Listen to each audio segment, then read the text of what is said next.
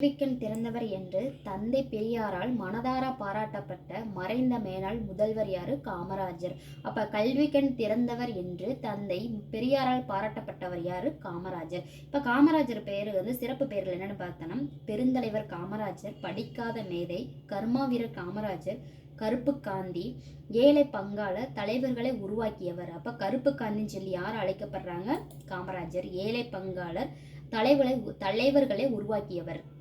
ஓகேங்களா, இதெல்லாம் இவருடைய சிறப்பு பெயர்கள். இப்போ காமராஜருடைய கல்வி பணிகள்னு பார்த்தோம்னா, காமராஜர் முதலமைச்சராக பதவியேற்ற நேரத்தில் ஏறக்குறை 6000 தொடக்க பள்ளிகள் மூடப்பட்டிருக்கும். அப்போ உடனே திறக்க ஆணையிடுவாருங்க. எத்தனை? 6000.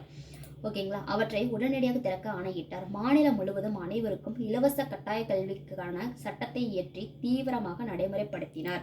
இலவச கட்டாய கல்வி கண்டிப்பாக கொண்டு வரணும் அப்படின்னு சொல்லி நடைமுறைப்படுத்தியிருக்காரு.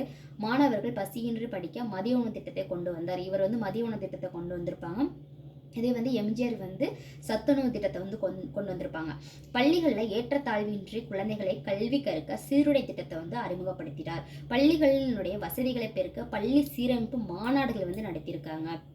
இதில் மாணவர்கள் உயர்கல்வி பெற பொறியியல் கல்லூரி, மருத்துவக் கல்லூரி, கால்நடை மருத்துவக் கல்லூரி, ஆசிரியர் பயிற்சி நிறுவனங்கள் ஆகியவற்றை புதிதாக தொடங்கி வச்சிருக்காங்க. தமிழ்நாட்டில் பல கிளை நூலகங்களை தொடங்கினார். இவர் கல்வி புரட்சிக்கு வித்திட்டதுனால கல்வி புரட்சிக்கு வித்திட்டவர் காமராஜர்னு சொல்லி சொல்றாங்க. இவரை பார்த்தீங்கன்னா மதுரை பல்கலைக்கழகத்தில் மதுரை காமராஜர் பல்கலைக்கழகம் சொல்லி பெயர் சூட்டப்பட்டிருக்காங்க இவருடைய நினைவா. இவருக்கு நடுவண் அரசு பாரத ரத்னா விருது எப்போ வழங்கியிருக்காங்கன்னா 1976 1976 பாரத ரத்னா விருது வழங்கியிருக்காங்க. இவர் இவருடைய காமராஜர் வாழ்ந்த சென்னை இல்லமும் விருதுநகர் இல்லமும் அரசுடைமையாக்கப்பட்டிருக்கு. அவருடைய நினைவு இல்லங்களா மாற்றப்பட்டிருக்காங்க. சென்னை மெரினா கடற்கரையில் இவருக்கு ஒரு சிலை இருக்கு அப்படின்னு சொல்றாங்க. சென்னையில் உள்ள உள்நாட்டு விமான நிலையத்திற்கு காமராஜர் பெயர் சூட்டப்பட்டிருக்காங்க. உள்நாட்டு விமான நிலையத்திற்கு ஓகேங்களா காமராஜர் பெயர் சூட்டப்பட்டிருக்கு. அது என்ன இவர் பேர்ல மதுரையில காமராஜர் பல்கலைக்கழகம் இருக்கு. கன்னியாகுமரியில் இவருக்கு மணிமண்டபம் இருக்குது. எப்போனா அக்டோபர் 2, அதாவது கன்னியாகுமரியில் காமராஜருக்கு மணிமண்டபம் அக்டோபர் 2, 2000 அமைக்கப்பட்டது.